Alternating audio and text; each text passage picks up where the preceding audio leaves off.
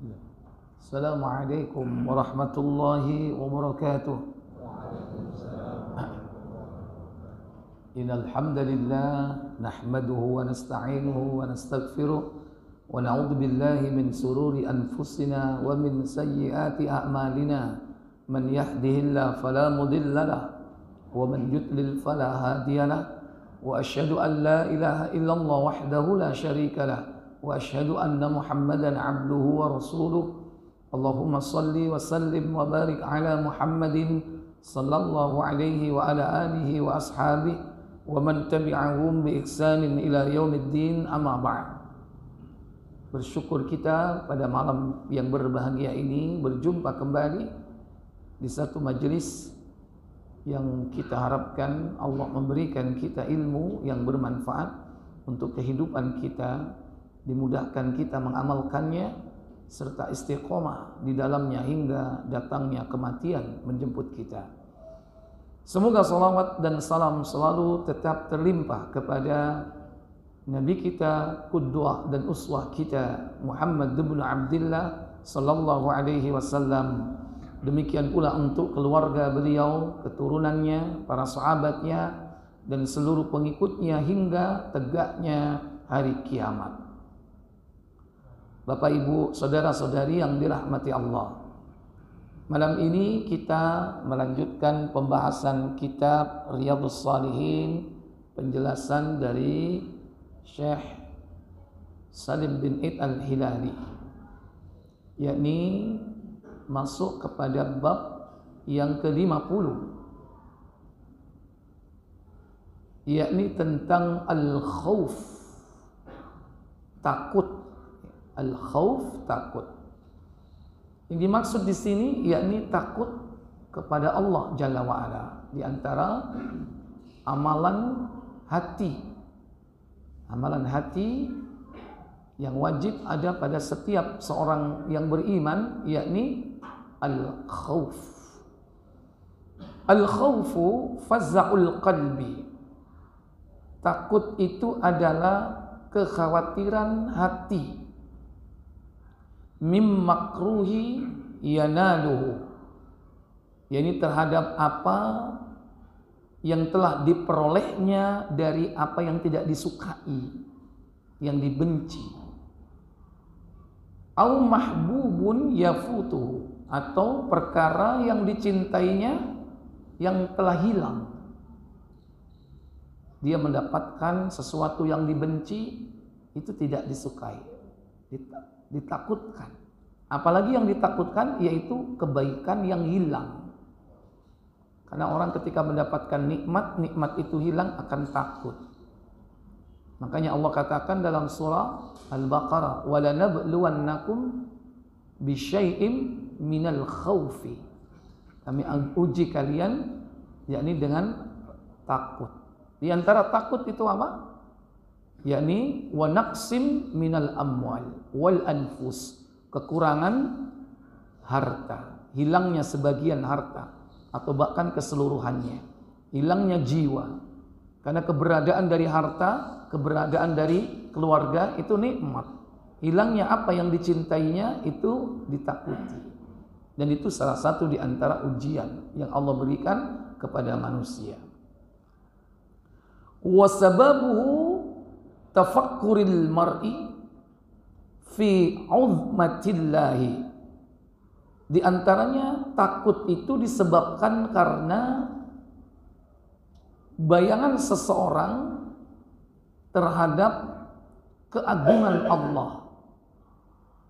Artinya Allah itu memiliki keagungan yang luar biasa, yang dia tidak bisa menggambarkan seberapa besar keagungan itu, tetapi itu cukup bagi dia menimbulkan rasa takut akan kebesarannya.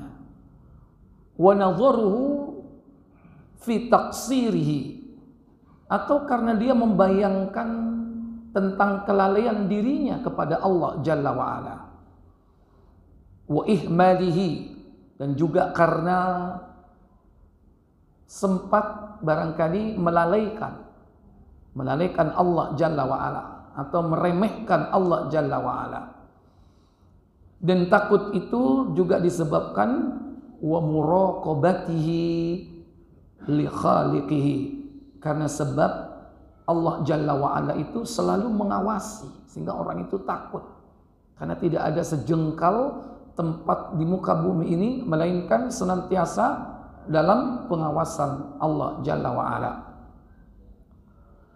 Wa'tibarihi fi ihlaki man khalafa manhajallahi, yakni juga karena disebabkan karena dia mengambil iktibar dari orang-orang yang telah dibinasakan oleh Allah Jalla wa'ala karena sebab menyelisihi manhaj Allah, wa fasaqa an amrihi, atau juga karena melanggar perintah-perintah Allah. Dia juga takut karena sebab apa? Karena sebab mungkin dia pernah durhaka, berbuat fasik, melanggar perintah-perintahnya. Dan sebab itulah firarihi min jahannam wa adabiha inna adabaha kana gharama. Dan dengan takut itu dia berusaha lari dari siksa neraka jahannam, dan siksanya sungguh sangat dahsyat atau sangat pedih. Wal mu'minu la yakhafu min ahadin illallah. Maka seorang mukmin tidaklah patut dia takut kepada siapapun kecuali hanya kepada Allah. Wa yastathna min dzalikal khauf al-fitri, kecuali yakni takut yang bersifat fitrah, al-khauful fitriyah, yakni takut yang bersifat tabi'i, ya, yang mungkin tidak akan bisa lepas dari manusia. Yakni diantaranya ka khaufil insani minasyu'ban, yakni diantara takutnya manusia kepada binatang yang berbisa. Binatang yang berbisa, contohnya mungkin yaitu apa? Ular. Kama hasalul likalimillahi alaihi salatu wassalam, sebagaimana pernah terjadi kepada siapa? Kalimullah. Kalimullah yaitu Nabiullah Musa alaihi salatu wassalam pernah ditekan oleh rasa takut, atau pernah merasakan rasa takut tatkala tukang-tukang sihir itu menyihir mata dari Nabi Musa, seakan-akan tongkat dan tali itu bergerak cepat bagikan ular. Dalam surah Toha surah 20, yakni pada ayat yang ke-67, fa'aujasa fi nafsihi khifatan Musa. Yani pernah Nabiullah Musa takut, yakni karena sebab sihir dari tukang-tukang sihir Fir'aun.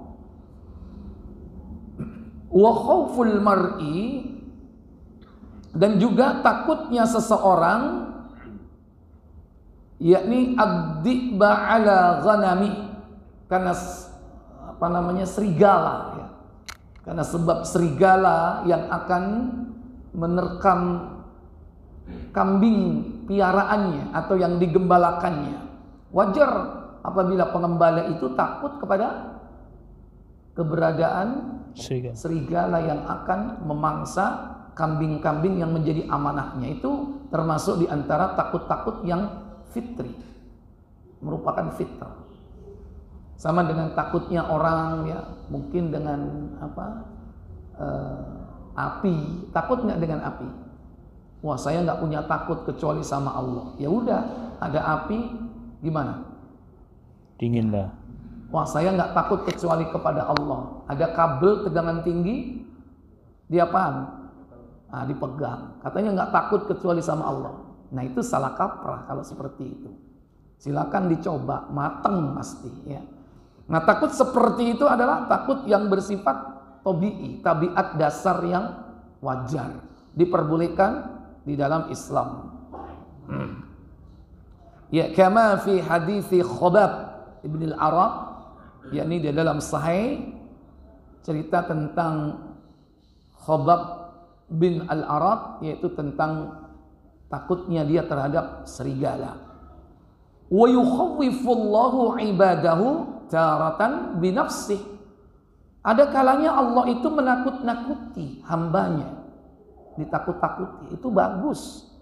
Tapi kalau antum nakut-nakuti bisa jadi jelek. Tapi kalau Allah menakut-nakuti kita itu bagus. Jadi Allah menakut-nakuti kadang dengan dirinya sendiri. Wa ukhra bitarhib fi nari jahannam. Kadang juga Allah menakut-nakuti seseorang itu dengan neraka atau jahannam. Wa tsalitsa, dan yang ketiga, bi ihlakil kafirin, yaitu kadang Allah menakut-nakuti manusia itu dengan siksa yang ditimpakan oleh Allah kepada orang-orang kafir. Dan dalam sejarah banyak diterangkan tentang itu, tentang azab Allah bagi orang-orang yang menentang Allah dan Rasulnya. Azabnya kaum Nuh, azabnya kaum Hud, azabnya kaum Salih, dan azab-azab Nabi dan Rasul yang lainnya.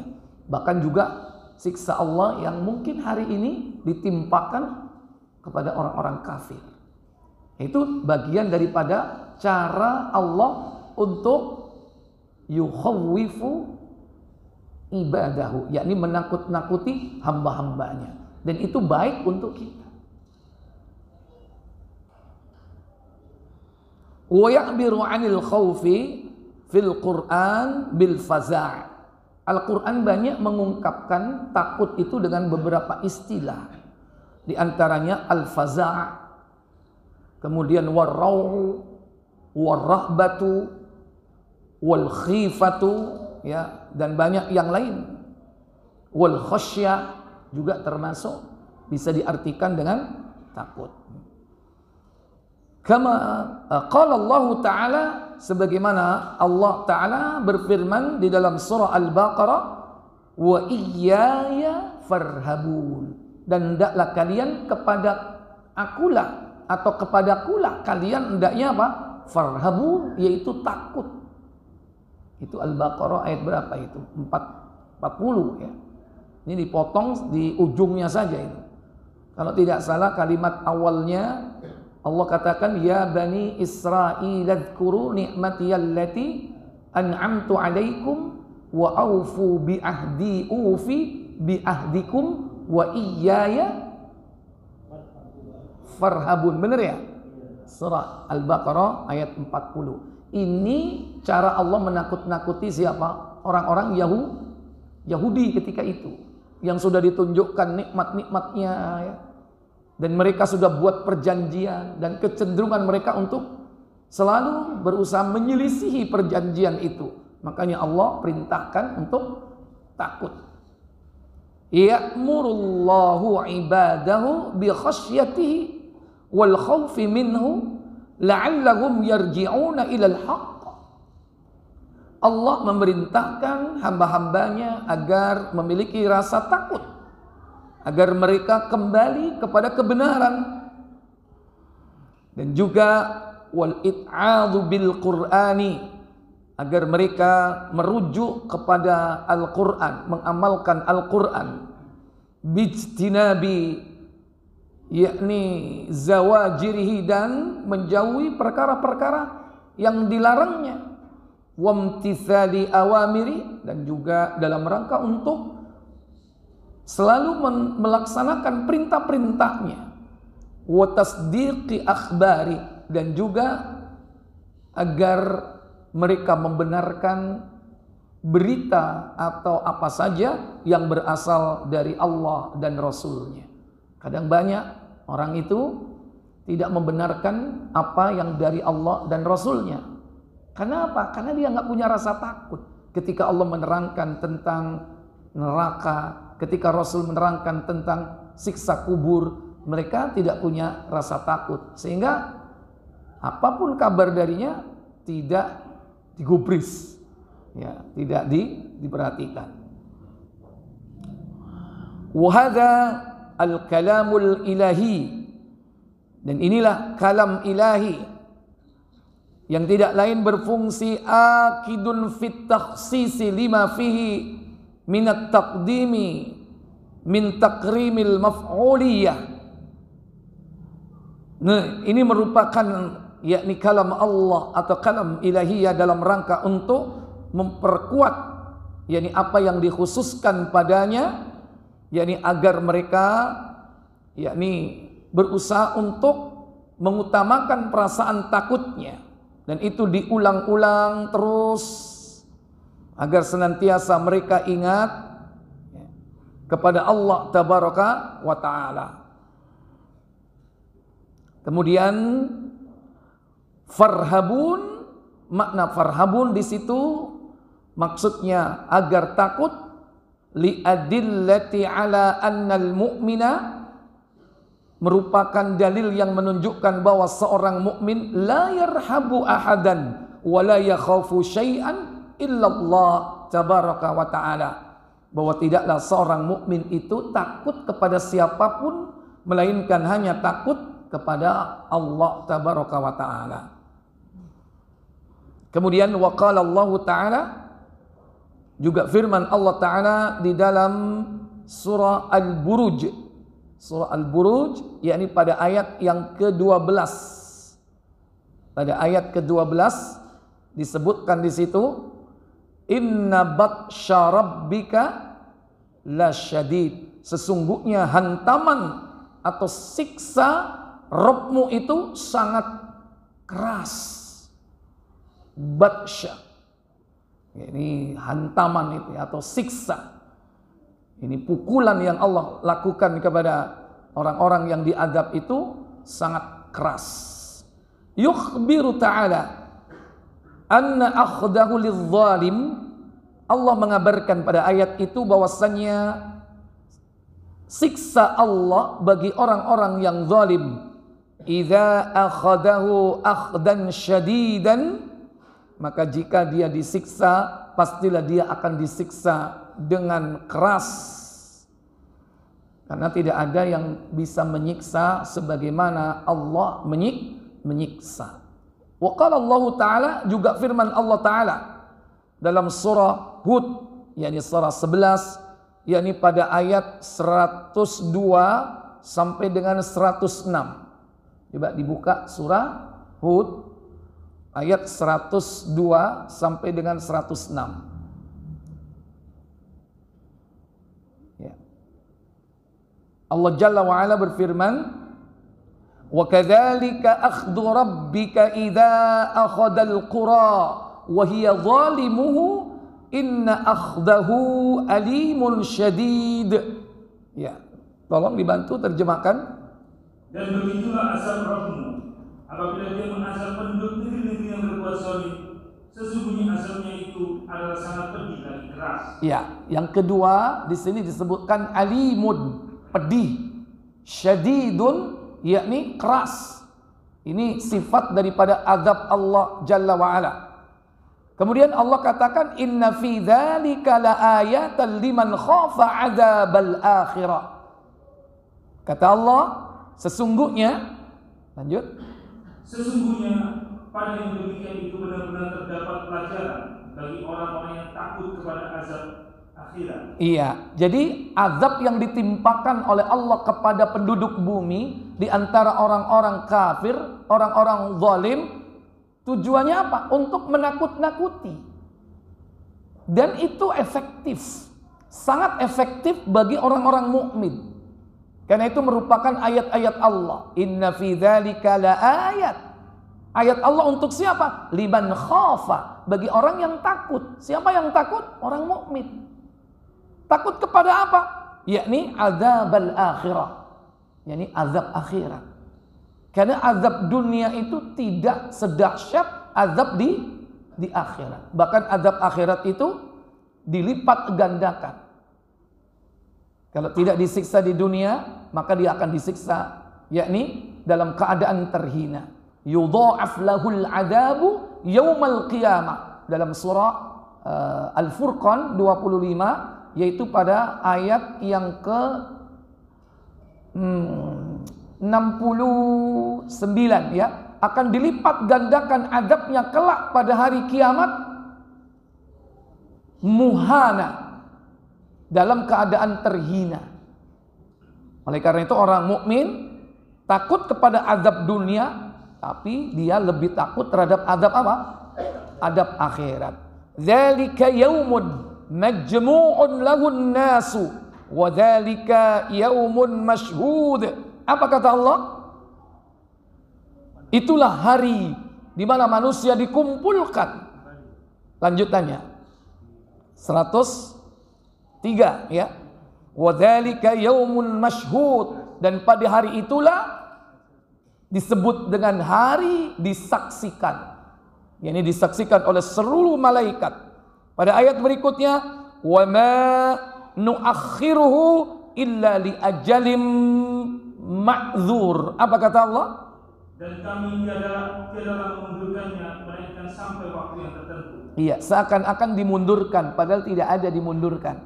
Karena waktu berjalan. Sesuai dengan apa? Sesuai dengan jadwal yang sudah Allah tetapkan. Seakan-akan diundur siksa bagi orang-orang yang hendak disiksa. Tapi sebetulnya itu bagian daripada perjalanan waktu. Dan itu sebetulnya kesempatan agar dia bertobat kepada Allah Jalla wa'ala. Nanti ketika saatnya terjadi, yauma ya'ti la takallamu nafsun illa bi'izni. Apa kata Allah Jalla wa'ala? Dikala datang hari itu, tidak ada seorang pun yang berbicara, melainkan dengan izinnya. Kecuali dengan izin Allah Jalla wa'ala. Di kalangan mereka para nabi, di kalangan para rasul, mereka adalah salah satu di antara yang dapat izin dari Allah Jalla wa'ala untuk berbicara pada saat itu. Faminhum syaqiyun was-sa'idun. Maka dibagi menjadi dua kelompok kelak di akhirat. Siapa mereka? Maka di antara mereka ada yang celaka dan ada yang berbahagia. Iya.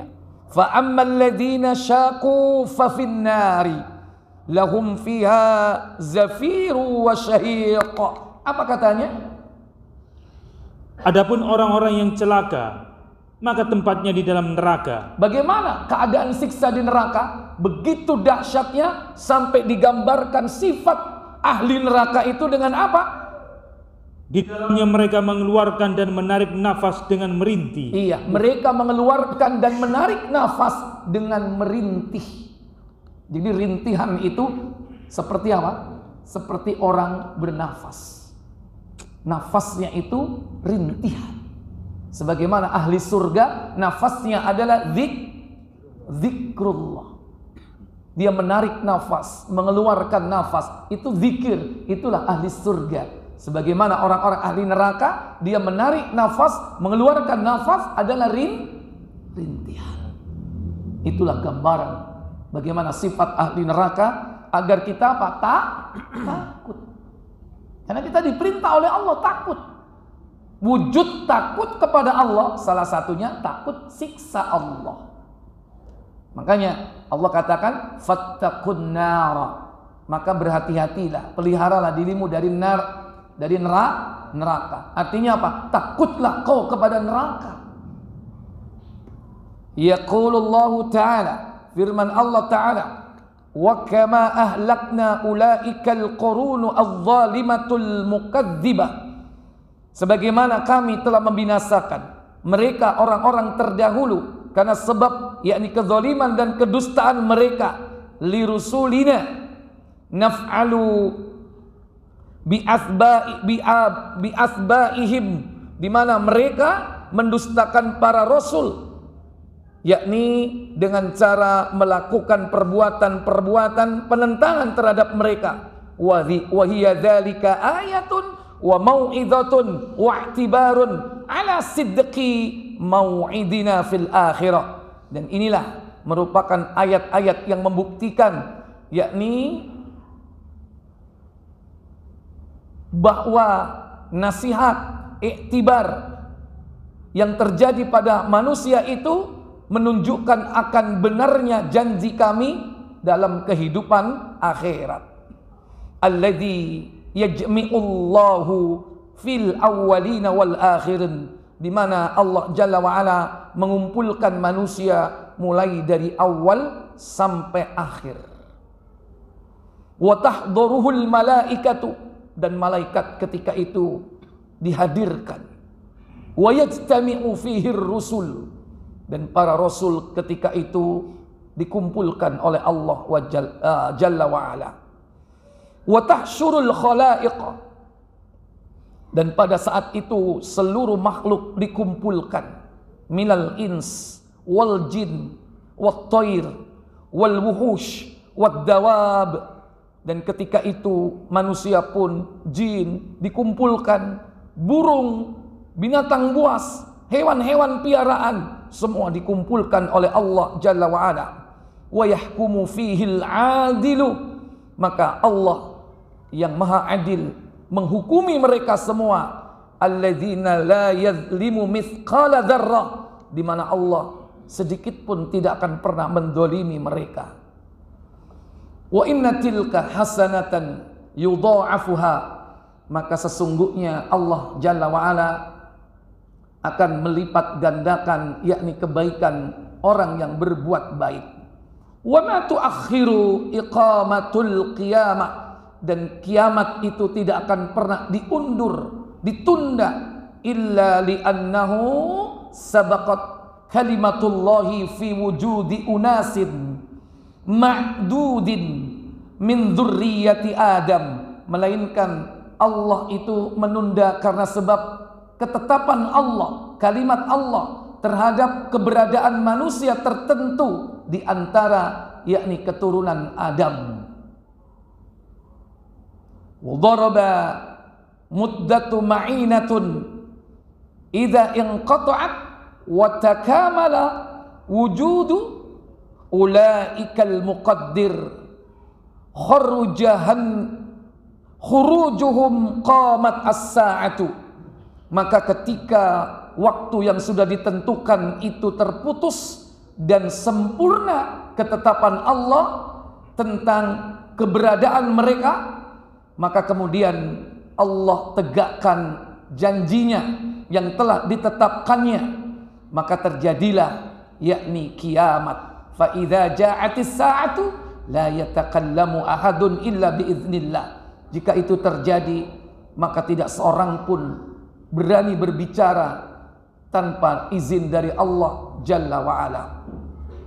Famin ahlil jam', dan di antara orang-orang yang dikumpulkan pada saat itu, yauma idzin syaqiyun, ada yang celaka, wa minhum sa'idun, ada juga yang berbahagia. Thumma bayyana halal ashqiya wa halas su'ada, kemudian Allah menjelaskan tentang keberadaan orang-orang yang celaka dan juga keberadaan yakni orang-orang yang berbahagia. Allahumma ja'alna min ahlis sa'adah fid dunya wal akhirah. Wahai Allah, jadikanlah kami termasuk di antara orang-orang yang mendapatkan kebahagiaan di dunia dan di akhirat. Amin ono. Wis. Aku menengai. Saking kan aku lak maca kalimat iki, ya kan iku donga iku. Allahumma ja'alna min ahlis sa'adah fid dunya wal akhirah. Amin. Kasep. Nek ana donga gak diamini. Kadang-kadang duduk donga diamini. Ana maca hadis amin, amin, padahal matan hadis diwaca amin. Wa qala ta'ala, firman Allah Ta'ala, wa yuhadzirukumullahu nafsa. Kadang Allah itu menakut-nakuti manusia dengan caranya. Ayat ini terdapat di dalam surah Ali Imran, buka surah yang ketiga. Ini ada hanya potongan ayat di sini adanya. Kita coba buka lengkapnya pada ayat yang ke-28.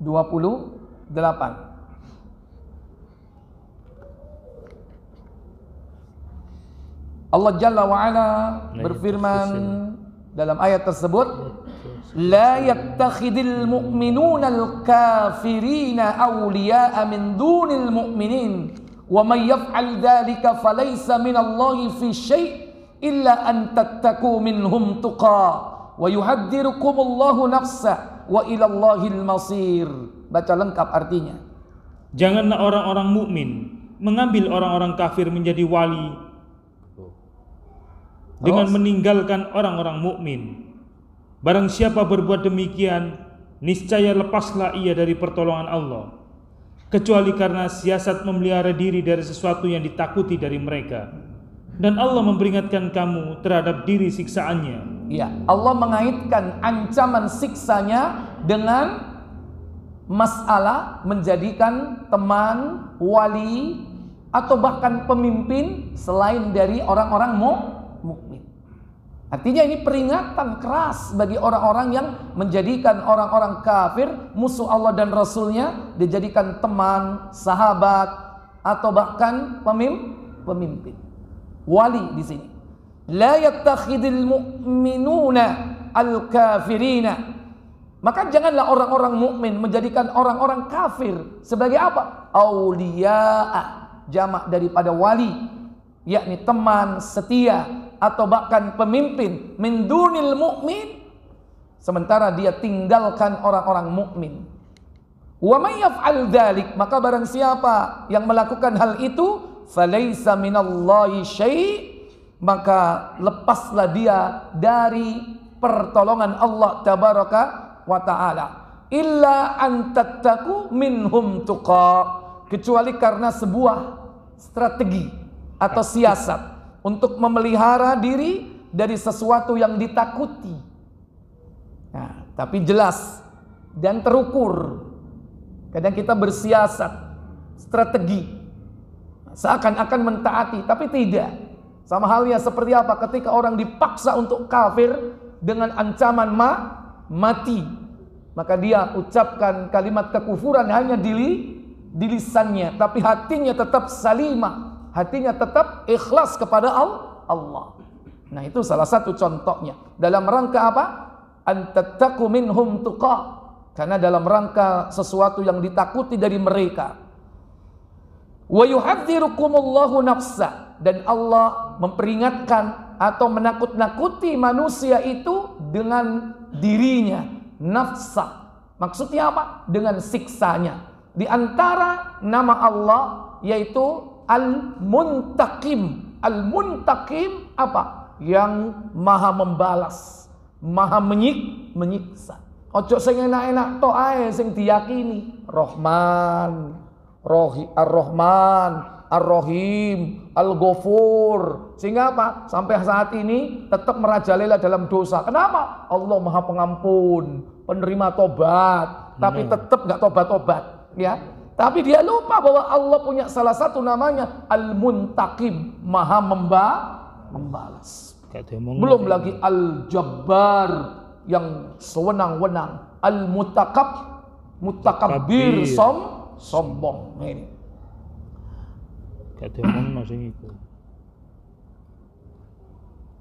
Yahdarullahu ibadahu min niqmatihi fi mukhalafatihi amrihi. Allah memperingatkan para hamba-hambanya, yakni agar dia takut dari siksa yang Allah timpakan kepada mereka. Karena sebab apa? Karena sebab mereka menyelisihi perintahnya. Dan juga diperingatkan wa'adabihi liman waliya a'da'ahu, yakni azab dan siksa Allah yang akan ditimpakan bagi mereka yang menjadikan musuh-musuh Allah sebagai wali. Wa'ada awliya'ahu, sementara sebaliknya dia memusuhi para kekasih Allah. Para wali-wali Allah justru dimusuhi. Fal masiru fal marji'u wal ma'ab wal munqalibu ilaihi, maka tempat kembalinya tidak lain adalah kemana? yakni lijaziya kulla amilin bi amalihi, di mana mereka akan diberi ganjaran oleh Allah atas setiap perbuatan yakni yang telah mereka lakukan, tidak lain yakni kehidupan akhirat. Tempat kembalinya hanya kepada Allah Jalla wa'ala. Artinya bahwa kalau orang sempat dia bebas di dunia, tidak terkena hukuman, bukan berarti dia bebas nanti di akhirat. Berapa banyak kasus-kasus yang selesai di dunia ini karena terbatasnya waktu, sehingga perkara itu tidak selesai sampai dibawa mati. Tapi bukan berarti semua selesai segalanya. Justru kelaklah nanti akan ditunjukkan keadilan Allah Jalla wa'ala dengan seadil-adilnya. Pada saat itulah manusia justru akan merasakan dahsyatnya siksa yang luar biasa. Sebelum Allah menyiksa mereka dengan yakni siksanya, mereka sendiri sudah tersiksa. Kenapa tersiksa? Karena mereka tidak mau ketemu dengan orang-orang yang dulu berperkara. Mungkin dia punya perkara dengan Rasul, bahkan punya perkara dengan sesama manusia, bahkan orang yang memiliki kekerabatan. Karena masalahnya tidak selesai di dunia, mereka pada lari kelak ketika masalah itu hendak diadili oleh Allah Jalla wa'ala. Wa qala Allah Ta'ala, dan juga firman Allah Ta'ala dalam surah Abasa, yaitu surah 80 pada ayat yang ke-34 sampai dengan 37. Yauma yafirrul mar'u min akhi wa ummihi wa abi wa sahibatihi wa bani likulli imri'in minhum yauma idzin sya'nu yughni. Apa kata Allah? 34. Pada hari ketika manusia lari dari saudaranya, dari ibu dan bapaknya, dari istri dan anak-anaknya, setiap orang dari mereka pada hari itu mempunyai urusan yang cukup menyibukkannya. Iya. Yaqulullahu ta'ala, firman Allah ta'ala, idza ja'atis sakha, apabila datang as-sakha, wa huwa ismun min asma'i yaumil qiyamah. Ini adalah nama salah satu di antara nama-nama hari kiamat. Nama-nama hari kiamat itu dalam Al-Quran banyak sekali, lebih dari 20 nama. Di samping salah satunya adalah As-Sakha. Kadang juga disebut dengan At-Tammatul Kubra. Fa idza ja'atit Tammatul Kubra, itu maksudnya kiamat. Juga kadang fa idza ja'atis Sakha. Sama, itu nama lain dari hari kiamat. Sumiyat bidzalik li'annaha tasukhul asma'. Dinamakan demikian karena hal itu dapat merusak pendengaran. Karena makna as-sakha itu adalah apa? Suara yang menggelegar, suara yang memekakkan telinga, sehingga orang yang mendengarnya apa? Hampir saja hilang pendengarannya. Fa yauma idzin, maka pada hari itu yaral mar'u akhahu wa ummahu wa abahu wa abna'ahu, maka manusia kelak pada saat itu melihat yakni saudaranya, melihat ibunya, melihat bapaknya, melihat anak-anaknya. Walakinnahu yafirru wa yabta'idu minhum, akan tetapi mereka justru lari dan menjauh dari mereka semua. Lu bapakku rek Melayu, lu anakku rek Melayu, lari. Padahal mestinya kalau ketemu gimana mestinya? Secara fitrah gimana? Bapak, ibu. Tapi nanti ketika anak ketemu ibu, anak ketika ketemu bapak, anak ketemu saudara, mereka justru lari semuanya. Kenapa?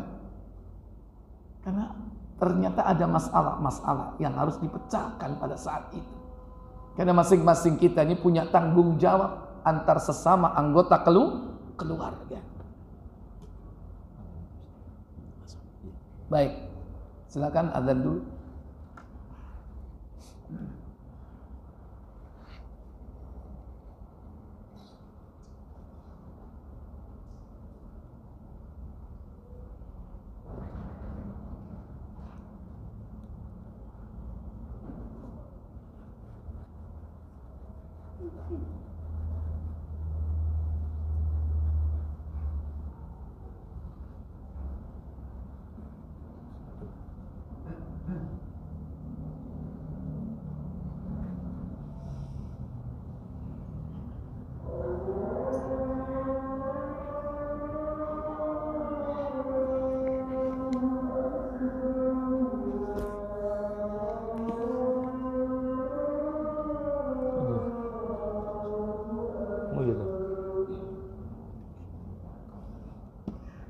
dulu.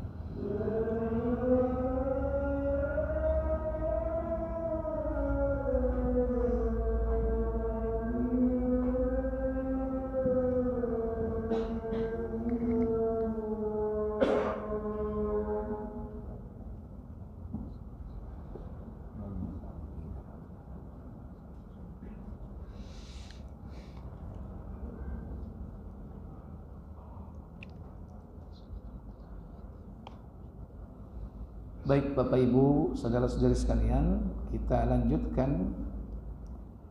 Wa qala ta'ala, berfirman Allah Ta'ala, ya ayyuhan nasu taqu rabbakum inna zalzalata sa'ati syai'un 'azim. Surah Al-Hajj, surah 22, yakni mulai dari ayat pertama Allah menggambarkan tentang dahsyatnya hari kiamat agar manusia takut. Wahai manusia, takutlah kalian, bertakwalah kepada Rabbmu. Sesungguhnya kegoncangan hari kiamat itu merupakan perkara yang sangat agung, yang sangat besar. Pada ayat kedua Allah gambarkan bagaimana kedahsyatan hari kiamat itu. Yauma tarawunaha tadhalu kullu murdi'atin amma arda'at wa tada'u kullu dhati hamlin hamlaha wa taran nasa sukara wa ma hum bisukara walakinna 'adzaballahi syadid. Apa kata Allah? Selanjutnya Ustaz. Ya, ayat 2. Pada hari itu ingatlah pada hari ketika kamu melihat kegoncangan itu, lalailah semua wanita yang menyusui anaknya dari anak yang disusuinya. Ini dahsyatnya ya. Jadi setiap orang-orang yang murdi'ah, yang sedang menyusui, tadhalu kullu murdi'atin, mereka melemparkan, lalai, amma arda'at, terhadap yang yakni apa yang disusui itu. Jadi apa? Bayi. Ini karena dahsyatnya, padahal orang yang ketika sedang menyusui itu, saat itu terjadi proses internalisasi kasih sayang antara ibu dan anak. Rasa sayang ibu kepada anak itu luar biasa ketika proses menyusui itu. Tapi justru pada saat itulah dia melemparkan anaknya. Kemudian, dan gugurlah kandungan segala wanita yang hamil. Sampai begitu dahsyatnya, setiap orang yang hamil langsung keguguran. Wa tadha'u kullu dzati hamlin hamlaha. Seluruh bayi-bayi yang ada dalam kandungan langsung keluar dari rahim ibunya. Ini begitu dahsyatnya. Yang ketiga disifati dengan apa? Dan kamu lihat manusia dalam keadaan mabuk, padahal sebenarnya mereka tidak mabuk, akan tetapi azab Allah itu sangat keras. Wa taran nasa sukara, kau melihat manusia itu seperti mabuk. Gimana orang mabuk itu, Pak? Liang. Hah? Sempoyong. Tahun delok apa tahun ngrasakno? Hah? Tahun delok, berarti koncomu akeh wong. Ya. Itulah mungkin dia jalan sempoyongan ya. Tidak tentu arah, seperti orang terkena gempa ya, seperti itu. Padahal Allah Jalla wa Ala katakan wa ma hum bisukara, padahal mereka itu tidaklah mabuk, akan tetapi walakinna azaballahi syadid, itu karena sebab dahsyatnya siksa Allah Jalla wa Ala yang ditimpakan atas mereka. Ada yang mengatakan kondisi pada ayat ini itu terjadi pada tiupan pertama, karena sangkakala itu oleh Israfil akan ditiup sebanyak 3 kali menurut satu pendapat. Ada yang mengatakan 2, ada yang mengatakan 3. Kalau Ibnu Katsir menjelaskan, yakni bahwa tiupan itu ada 3. Pertama tiupan kekagetan, yang kedua tiupan kematian, dan ketiga tiupan kebangkitan. Kalau ini tiupan yakni kekagetan, belum kematian. Kalau kematian mungkin nggak akan mabuk, nggak sempoyongan, langsung mati mereka semua. Tapi ini masih ada orang yang melemparkan, yakni anak yang disusuinya. Ada yang orang keguguran, ada yang seperti dia berjalan sempoyongan seperti orang mabuk. Ya, ini keadaan hari kiamat. Agar supaya apa ayat ini diterangkan kepada kita, supaya kita takut. Karena seorang mukmin itu cukup dengan membaca Al-Quran yang berisi dahsyatnya siksa, baik di dunia maupun di alam barzakh ataupun kelak di akhirat, itu menjadikan dia semakin takut kepada Allah, semakin bertambah rasa takutnya. Kenapa? Karena manusia tidak akan menjumpai hari kiamat. Sebelum ini terjadi, manusia akan diwafatkan, terutama mereka yang memiliki iman dalam hatinya, walaupun seberat zarrah. Tidaklah iman yang sekecil apapun, Allah akan kirim angin dingin melewati ketiak orang-orang mukmin, semua akan mati. Sehingga yang hidup adalah yaitu orang-orang durjana, orang-orang kafir di muka bumi ini, yang wajah mereka pada hitam semua. Kenapa? Karena orang-orang mukmin wajah mereka yang putih bersinar cemerlang, mereka sudah wafat. Kenapa itu terjadi? Karena sudah masanya penentuan antara mukmin dan kafir. Allah keluarkan binatang melata dari bumi yang membawa tongkat Nabi Musa dan cincin Nabi Sulaiman. Maka wajah orang-orang mukmin disentuh dengan cincin Nabi Sulaiman, putih cemerlang wajahnya. Dan orang-orang kafir disentuh dengan tongkat Nabi Musa, hitam legam wajahnya. Maka setelah itu Allah wafatkan orang-orang mukmin. Yang tinggal di muka bumi ini adalah orang-orang bejat, orang-orang jahat, hidup seperti keledai, kal'an'am, seperti binatang ternak, bahkan lebih dari itu. Nah, Pada kondisi mereka itulah terjadi apa yang digambarkan oleh Allah pada surah Al-Hajj. Ya, di mana masih ada kegiatan-kegiatan kemanusiaan. Maksudnya ada proses regenerasi. Artinya ketika matahari terbit dari sebelah barat, itu bukan langsung terjadi kehancuran, tidak. Masih ada rentang waktu di mana Allah membagi dua kelompok besar, dan di mana manusia nanti orang-orang beriman akan diwafatkan. Setelah itu Ka'bah dihancurkan oleh siapa? Dzussuwaiqatain, yakni orang Habasyah yang berbetis ramping atau kecil. Itulah yang menghancurkan Ka'bah. Kenapa? Karena sudah tidak ada lagi orang sholat, sudah tidak ada lagi orang tawaf di sekeliling Ka'bah, sehingga Ka'bah itu dihancurkan. Maka setelah itu tidak lama lagi manusia tidak mengenal Allah, dan akhirnya Allah akan hancurkan. Nah, diawali dengan apa? Yakni tiupan sangkakala yang pertama. Saat itulah dahsyatnya kengerian hari kiamat. Adapun ketika tiupan yang kedua semua mati, itu masih lebih mending, sekali tiup mati nggak terasa.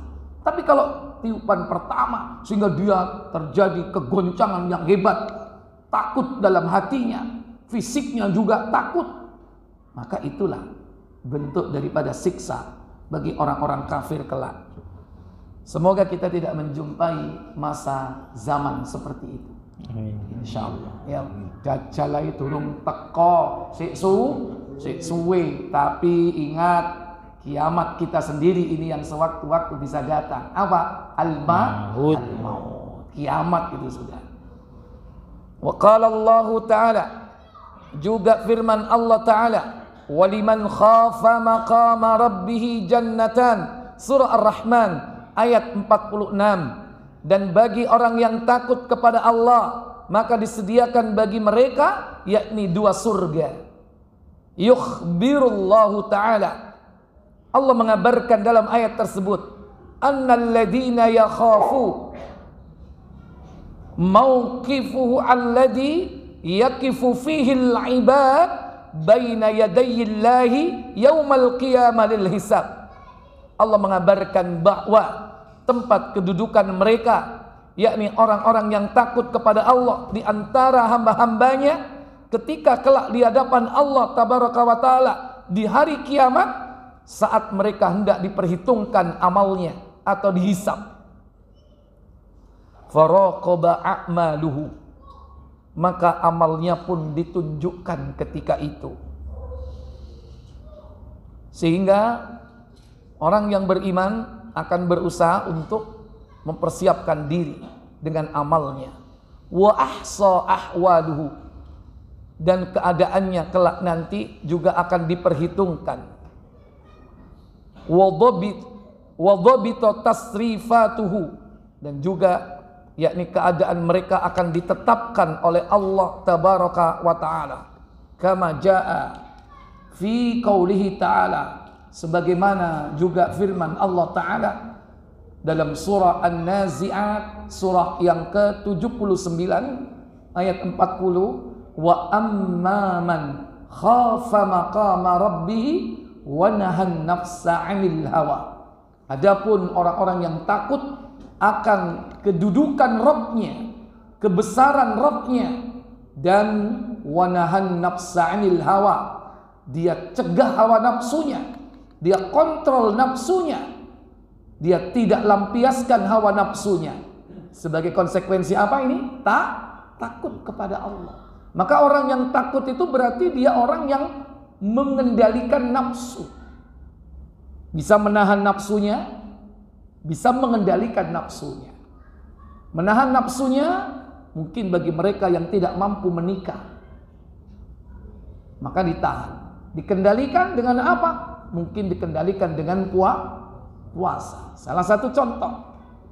Karena takut kepada Allah, kalau dia disiksa kelak di dunia bahkan di akhirat, karena dia melampiaskan nafsunya, yaitu dengan berbuat zina. Nah, solusinya menyalurkannya dengan nikah. Kalau tidak mampu nikah, maka dengan puasa. Wa nahan nafsa 'anil hawa, dia menahan hawa nafsunya, dia kontrol nafsunya. falahu yaumal qiyamati 'inda rabbih jannatan. Maka mereka kelak di hari kiamat akan diberikan yakni surga. Wa hadhil ayat ammatun fil insi wal jin. Ini ayat berlaku umum baik bagi manusia maupun bagi jin. Fahiya min adalli dalilin ala annal jinna yadkhulunal jannah idza amanu wattaqau. Ayat ini menunjukkan dalil bahwasanya jin itu juga akan masuk surga apabila dia beriman dan juga bertakwa. Makanya ada jin, ada surga untuk manusia, ada juga surga untuk jin. Seperti apa surga untuk jin? Kita nggak tahu dan nggak ngurus. Yang kita urusi itu surga untuk siapa? Kita. Untuk kita manusia. Dan sekarang kita lagi ngapa? Lagi ngurus legalitas surga kita. Kenapa? Karena kita sudah disediakan dua tempat. Masing-masing kita punya kapling. Satu kapling di surga, satu kapling di mana?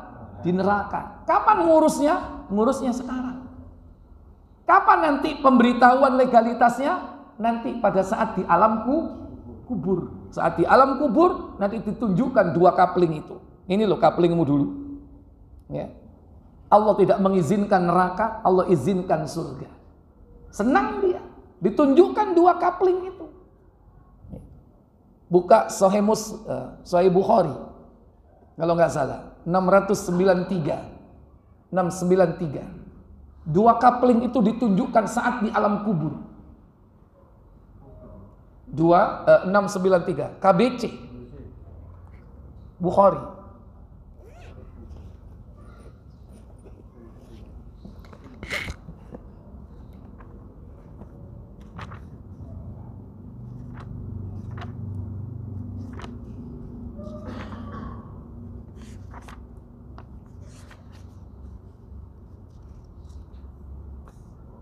Iya. Silakan.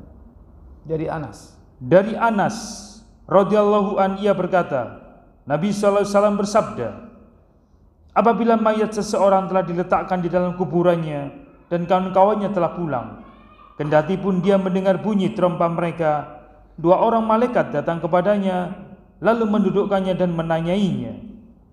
Tanyanya, bagaimana pendapat engkau terhadap orang ini? Salah satu pertanyaannya tentang Nabi sallallahu alaihi wasallam. Padahal mestinya dia akan ditanya tentang tiga hal, tentang Allah, tentang Rasulullah, dan tentang agama. Terus jawabnya, aku mengakuinya bahwa dia hamba Allah dan Rasulnya. Kata malaikat, lihatlah tempat engkau di neraka, Allah menukarnya bagimu dengan tempat di surga. Ya. Lihatlah tempatmu di neraka. Allah tidak melegalkannya, tapi Allah melegalkan tempatmu yang di surga. Dan dia melihat apa? Kata Nabi SAW, dia melihat tempat itu kedua-duanya. Dia melihat tempat itu kedua-duanya, yaitu kaplingnya yang sudah disediakan Allah, baik kaplingnya di surga maupun kaplingnya di neraka. Taunya kapan dilegalkan yang di surga? Ketika di alam barzah. Nah, kita ini sudah punya kapling dua. Kata Nabi, buka Ibnu Majah nomor 3519. Itu Ibnu Majah terakhir ya, hadis terakhir dalam kitab beliau. 3519.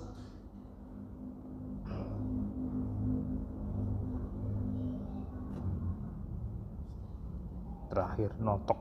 Ya. Dari Abu Hurairah radhiyallahu anhu berkata, Rasulullah SAW bersabda, tidaklah seorang pun di antara kalian kecuali ia mempunyai dua tempat. Nah, iya kan? Ma minkum illa lahu manzilan. Tidaklah seorang di antara kalian melainkan punya dua tempat. Mana saja? Satu tempat di surga dan satu tempat lagi di neraka. Manzilun fil jannah wa manzilun fin nar. Dia punya kapling di surga dan punya kapling di neraka. Kalau dia masuk neraka, apa kata Nabi? Maka jika ia mati lalu masuk neraka, maka penghuni surga akan mewarisi tempatnya. Iya, maka penghuni surga akan mewarisi kapling orang tersebut yang di surga. Kenapa? Karena penghuninya atau pemilik kaplingnya sedang masuk mana? Neraka. Berarti Fir'aun itu duwe kapling nang surga nggak?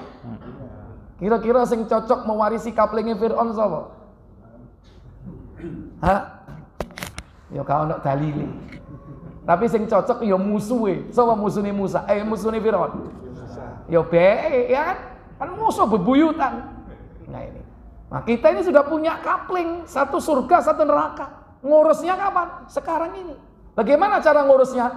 Amanu wa amilus salihah. Amanu wattaqau, beriman dan bertakwa. Beriman, beramal soleh. Salah satu amal soleh, salat. Apalagi? Puasa. Apalagi? Zakat. Banyak sekali amal soleh. Termasuk tolabul ilmi, menuntut ilmu. Ini dalam rangka apa? Dalam rangka ngurus kapling kita di surga. Makanya sampai ditakoi mbek wong-wong, nang ndi? Gak usah ngomong taklim. Apa? Ngurus kapling. Cik bingung iki bolak-balik ditakoi, nang ndi Cak? Ngurus kapling. Nang ndi rek? Ngurus kapling. Wah, tuh cik akeh di kapling. Ya. Sampai ini bolak-balik ngurus kapling ae. Kepengin melok tak? Ayo. Bareng dijak gelem. Tiba apa? Dijak nang asidik. Loh, kok nang kene? Kok gak nang BPM? Iki kapling surga sing tak urus. Ya. Allah Jalla wa Ala memberikan kita kedudukan dua tempat, satu di neraka, satu di surga. Semoga kapling kita nanti dilegalkan oleh Allah Jalla wa Ala. Qala Allah Ta'ala dalam surah At-Tur. Surah At-Tur yaitu surah yang ke berapa? 60? Hah? Surah 52 ya. At-Tur. Pada ayat yang ke-25 sampai dengan 28. Wa aqbala ba'dhum 'ala ba'dhi yatasaalun. Qalu inna kunna qablu fi ahlina musfiqun. Apa kata Allah Jalla wa'ala? Dan sebagian mereka menghadap kepada sebagian yang lain, saling tanya-menanya. Ini kalau ketika dia di surga, saling tanya. Ya apa kabarmu biyen? Gimana dulu waktu kamu di dunia? Kenapa? Karena senggang waktunya, menikmati kehidupan. Kalau di neraka, bisa nggak takok-takokan? Nggak bisa. Ini ketika mereka sudah masuk surga. Mereka duduk berhadap-hadapan, ya. Mereka saling bertanya. Apa jawabnya? Mereka berkata, sesungguhnya kami dahulu, sewaktu berada di tengah-tengah keluarga kami, merasa takut akan diazab. Iya, ternyata salah satu bekal agar kita nanti masuk ke dalam surga adanya rasa takut kepada Allah Jalla wa'ala yang diwujudkan di dalam kehidupan sehari-hari dalam keluarga kita. Sehingga kita ini apa? Selalu berusaha untuk mentaati Allah dan meninggalkan larangan Allah. Anak mengingatkan bapaknya, ibunya, bapak ibu mengingatkan anak-anaknya, saling mengingatkan satu dengan yang lain. Mereka mengatakan inna kunna qablu, sesungguhnya kami ketika masih hidup di dunia fi ahlina musfiqun, kami sama-sama takut kepada neraka. Sehingga konsekuensinya mereka selalu mengingatkan, nak ojo dosa. Bu, mboten nangsal terus Pak Ustad. Ya, ibuke kadang perlu dilingno enggak? Karena saya ngaji anake, ibuke gak tahu ngaji, dilingno. Itulah sebagai sarana untuk apa? Agar kita bertemu antar sesama anggota keluarga kelak di dunia, di akhirat. Famannallahu 'alaiha wa waqana 'adzabas samum. Apa katanya? Dan Allah memberikan nikmat yakni kepada kami warazaqana wa waqana, dan menyelamatkan kami adzabas samum, dari azab neraka. Inna kunna min qablu nad'uhu. Apa kata Allah di situ? Sesungguhnya kami dahulu menyembahnya. Sesungguhnya dialah yang melimpahkan kebaikan lagi Maha Penyayang. Iya, sesungguhnya kami sejak dahulu di dunia senantiasa tetap menyembah Allah, tidak pernah berpaling kepada selainnya. Innahu huwal barrur rahim, karena dialah Allah yang maha baik lagi maha penyayang. yatasaalun nasu fima bainahum yaumal qiyamah an a'malihim wa ahwadihim fid dunya. Manusia kelak saling bertanya antara satu dengan yang lain pada saat mereka berada di hari kiamat tentang perkara amal perbuatan mereka dan keadaan mereka saat mereka di dunia. Ya. Ini keadaan orang-orang yang diberi kesempatan untuk berbicara. Kalau seandainya itu bukan di hari mahsyar, sebelum mereka diadili oleh Allah, maka tentu itu terjadi, yakni saat mereka berada di surga. Wa annahum kana fi darid dunya wa hum baina ahlihim khaifina min rabbihim musyfiqina min adzabih wa iqabih. Karena bahwasannya mereka ketika berada dalam kehidupan dunia, mereka senantiasa yakni mengingatkan keluarga mereka khaifina min rabbihim, agar mereka takut kepada Rabb mereka, musfiqina min adzabih, dan takut untuk disiksa atau diberi hukuman oleh Allah tabaraka wa taala. Wa tasaddaqallahu alaihim, maka Allah akhirnya membenarkan apa yang mereka kerjakan. Wa ajarahum mimma khafuhu, dan akhirnya Allah Jalla wa Ala memberikan balasan atas yakni apa yang mereka takutkan saat mereka di dunia, yakni takut kepada Allah. Li'annahum tadarra'u ilaih, yang kemudian mereka tunduk kepada Allah tabaraka wa ta'ala, walija'u ilaihi, dan tidak ada tempat untuk kembali kecuali hanya kepada Allah. Fastajaba lahum wa a'tahum su'lahum, akhirnya Allah mengabulkan yakni doa-doa mereka.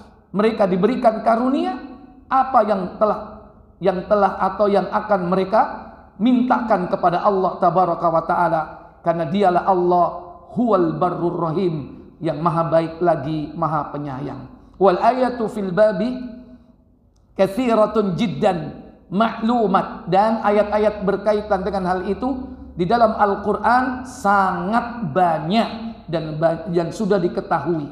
Oleh karena itu beliau kemudian menyampaikan hadis pertama tentang bab ini di nomor 396. Insyaallah yang akan datang kita masih membahas bab ini, karena belum sempat menukil atau membaca hadis salah satu di antara yakni hadis yang berkaitan dengan sifat al-khauf ya. Insyaallah nanti mungkin satu atau dua hadis yang akan kita bahas, karena di bab ini kurang lebih ada 15 hadis yang rata-rata berisi tentang khobar keadaan hari kiamat, keadaan dahsyatnya hari kiamat, dari 15 hadis yang ada pada bab yang ke-50 tersebut. Wallahu a'lam. Mungkin ini yang bisa saya sampaikan, sementara tidak ada pertanyaan dulu. Semoga bermanfaat untuk kita semua. Wa akhiru da'wana walhamdulillahirabbil alamin. Subhanakallahumma wa bihamdik asyhadu an la ilaha illa anta astaghfiruka wa atubu ilaik. Wassalamualaikum warahmatullahi wabarakatuh.